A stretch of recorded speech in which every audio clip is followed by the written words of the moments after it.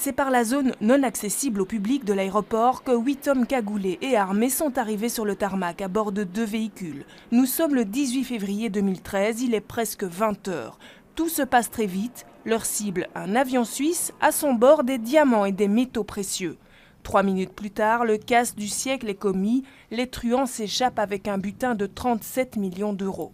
5 ans plus tard, 19 prévenus se retrouvent sur le bord des accusés.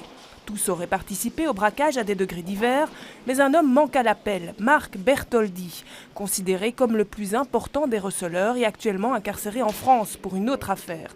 Ce matin, son avocat demande le report du procès, demande rejetée par le juge. J'estime qu'un procès ne peut pas se faire en l'absence d'un prévenu qui est physiquement empêché de venir. Le tribunal considère que si, tout en disant qu'il répondra à cet argument dans sa décision finale, mais c'est un peu tard évidemment. On verra ce que dira le tribunal dans sa décision finale à l'issue de ce procès auquel ne participe donc pas M. Bertoldi ni son avocat pour que les choses soient claires.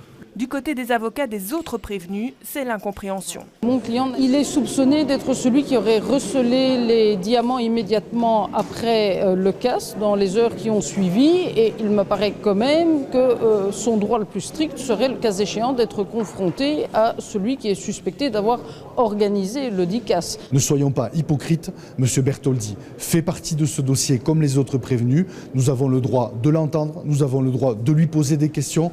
Il a fait des déclarations dans le dossier qu'il doit confirmer ou pas. Prendre ce dossier sans M. Bertoldi, c'est pour moi une véritable régression judiciaire. C'est donc un procès plus qu'incertain qui s'ouvre aujourd'hui au tribunal correctionnel de Bruxelles, non seulement parce qu'un des plus importants prévenus manque à l'appel, mais aussi parce que les charges retenues sont minces. À ce jour, aucune arme n'a été retrouvée et une grande partie du butin, plus de 30 millions d'euros, est toujours dans la nature.